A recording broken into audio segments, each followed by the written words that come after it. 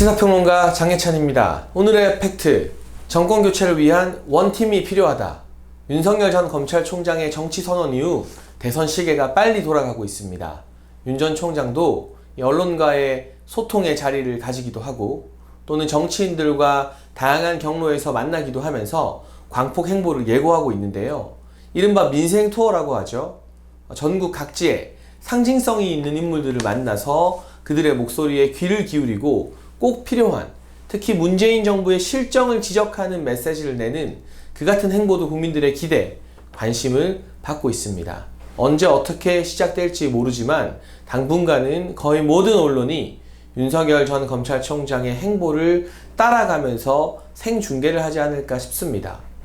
그렇다 보니 야권의 다른 대선 후보들 조바심이 날 수도 있겠는데요. 하지만 이럴 때일수록 과거의 구태정치, 기성정치의 관행대로 1등 후보를 막무가내로 때리면서 내 존재감을 끌어올리는 방식이 아니라 정권 교체를 위해 우리 모두가 하나의 팀임을 인식하고 각자 자신의 자리에서 최선을 다하면서 발광체로서 빛을 내기 위한 그러한 노력을 기울일 때가 아닌가 싶습니다.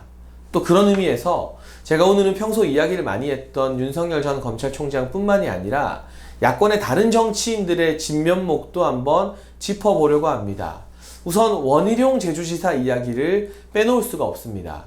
저는 최근 들어서 원 지사에게 참 많은 감동을 받았는데 엑스파일이라는 여권이 만든 것으로 이걸 폭로한 장성철 소장에 의하면 국가기관과 여당이 나선 것 같다고 했는데요. 출처불명, 근거 없는 흑색 선전, 이 마타도어에 사실은 많은 언론들이 부하내동하고 있을 때 원희룡 지사가 이런 글을 본인의 SNS에 올렸습니다.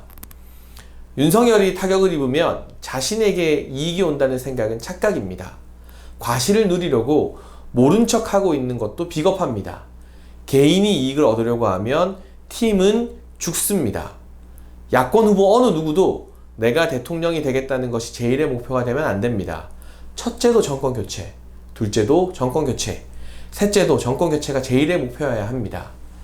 엑스파일에 다른 야권 대선 후보들이 괜히 말려들어서 윤석열 전 검찰총장을 공격하는 수단으로 삼을 게 아니라 보수 야권이, 범야권이 단결해서 이 같은 마타도어 네거티브, 근거 없는 흑색 선전과 맞서 싸워야 한다고 주장을 한 겁니다. 사실 원희룡 지사 입장에서도 본인이 상대적으로 지지율이 조금 떨어지는 대선 주자이기 때문에 이런 네거티브 할 수 있는 먹잇감이 생기면 활용하고 싶은 욕심이 생길 수가 있죠. 사람인데 더군다나 선거 출마를 앞두고 있는데 왜 그런 욕심이 안 생기겠습니까? 하지만 원 지사가 스스로 밝히는 원칙처럼 첫째도 둘째도 셋째도 정권 교체라는 대의명분을 생각하면 야권 내부에서 근거도 없는 이 흑색 선전 엑스파일을 가지고 자중질환을 벌이는 것은 그야말로 자해행위에 가깝습니다. 민주당과 문재인 정부, 이재명 지사만 좋아하면서 박수를 칠 일이죠. 야권이 공동으로 당 밖에 있는 주자들까지도 보호하자 국민의힘이 나서서 대응해야 된다고 촉구했던 이 원희룡 지사의 모습이 저뿐만이 아니라 많은 범야권의 지지자들에게 감동을 안겨줬던 것 같습니다. 또 안철수 국민의당 대표도 언급을 해야겠습니다. 안 대표는 우선 개헌에 대해서 분명한 입장을 밝혔습니다. 개헌을 고리로 이상한 정치 야합이 꿈틀거리고 있다. 현 정권 주류와 개헌으로 사익을 추구하는 야권 일부가 손잡고 권력을 나누자는 것이다. 국민이 납득할 수 있는 일이 아니다. 현 정권의 잘못을 그냥 덮으면 미래로 나아갈 출발점이 사라진다. 이게 무슨 뜻이냐면 최근 여의도 정치권에서는 이 민주당의 일부 세력과 또 보수 야권의 일부 세력이 개헌을 목표로 해서 내각제나 이러한 이 헌법 개정을 목표로 해서 힘을 합칠 수 있다는 이야기가 나돌았습니다.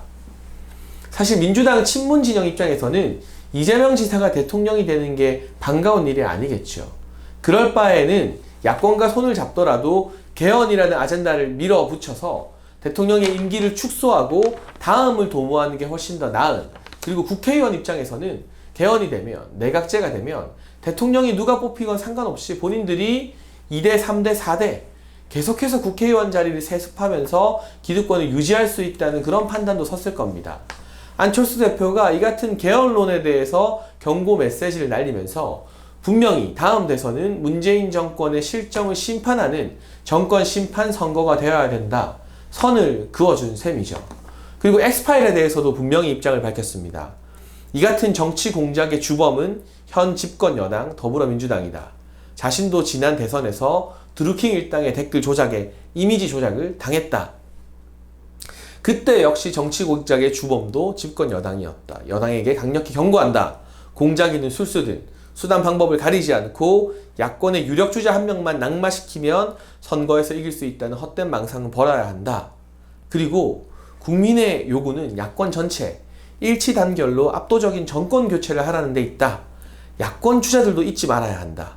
유력 주자 한 사람, 여기서 말하는 유력 주자는 역시나 윤석열 전 검찰총장이겠죠.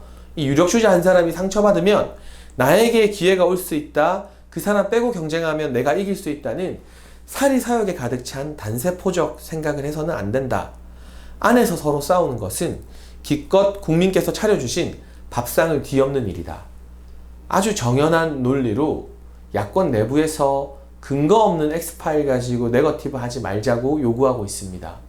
안철수 대표 역시 지난 4.7 재보궐선거에서 오세훈 시장에게 밀리긴 했습니다만 그 이후에도 참 열심히 선거운동 돕는 모습으로 감동을 안겨줬고요.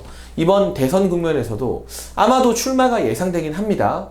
그렇지만 본인이 무조건 대선 후보가 되어야겠다는 생각보다는 최근 나오는 메시지를 보면 보수 야권 전체의 정권 교체를 위해서 백의종군하겠다.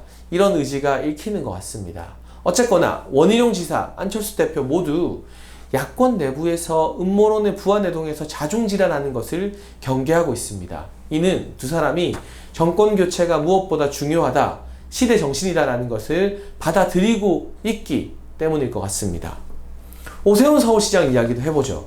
성공적인 서울시정을 펼치는 것이 정권 교체에 도움이 된다, 밑거름이 될 수 있다는 이야기를 많이 듣고 있다면서 1년 동안 서울시정을 잘 펼쳐야 대선 승리에 기여할 수 있다는 것, 그 사실 또한 좀 부담스럽긴 하지만 책임감으로 받아들이고 있는 모습이었습니다. 최근에는 이 서울시에서 만든 비전 2030 위원회의 위원장이었던 이석준 전 국무조정실장이 윤석열 캠프로 합류하기도 했습니다. 정책과 모든 분야를 총괄하는 자리로 합류했다고 언론을 통해서 전해지고 있는데요. 이석준 전 국무조정실장 같은 경우는 기획재정부와 미래창조과학부에서 차관을 영입했습니다. 그러니까 기획재정부에서 금융과 예산 전문가로서의 경력을 쌓았고 또 미래창조과학부에서 실제 산업 현장까지도 경험을 했기 때문에 금융과 산업 현장을 모두 다 아는 정말 우리나라의 드문 정책 통일하고 최고의 전문가라고 평가가 다 일치되게 일관되게 나오는 것 같습니다. 이후에는 국무조정실장, 장관급 자리에서 전체 국정을 총괄했던 경험도 가지고 있죠. 그런데 이 윤석열 전 검찰총장이 이 이석준 전 국무조정실장을 캠프의 총괄로 모시고 싶다면서 오세훈 시장에게 양해를 구하자 오 시장이 흔쾌히 응했다고 합니다. 이 역시 정권 교체를 위해서, 대의를 위해서 많은 부분 협조하는 모습이라고 보여집니다. 이 같은 정권 교체를 위한 원팀 기조가 공고해질 때 민주당이나 여권에서 만든 흑색 선전, 네거티브, 마타도 아마 앞으로 우리가 상상하는 것 이상으로 무시무시하게 펼쳐질 겁니다. 그렇지만 범야권, 중도 보수 진영이 흔들리지 않고 단결해서 그들과 맞서 싸울 수 있게 되는 거죠. 최재형 전 감사원장 같은 경우도 출마 여부 불투명합니다만 그동안 알려진 성품으로 보아서 네거티브를 하거나 야권 내에서 자중질환을 할 인물로는 전혀 생각되지 않습니다.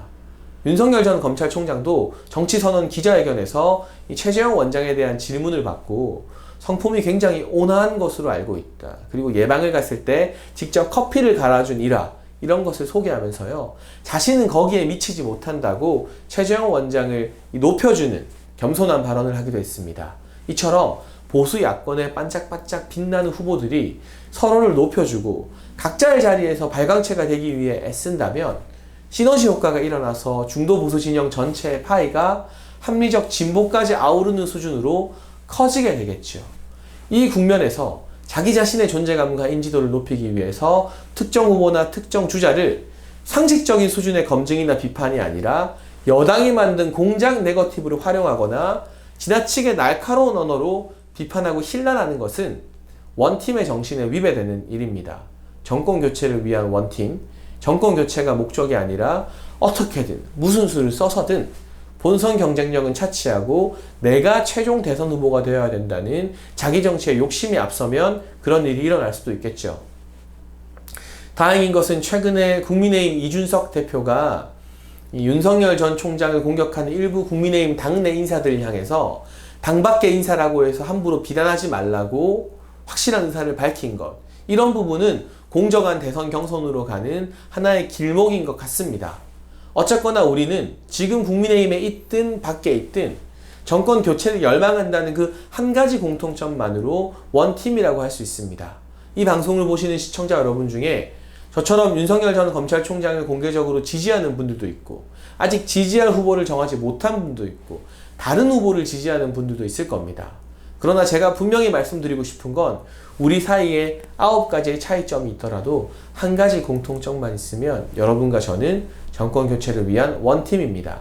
그래서 부디 지지하는 후보가 다르다고 해서 서로를 비난하거나 상대 후보를 힐난하는 일은 없었으면 좋겠습니다. 장예찬 TV를 구독하는 많은 윤석열 전 검찰총장 지지자 여러분께도 같은 부탁을 드리고 싶습니다.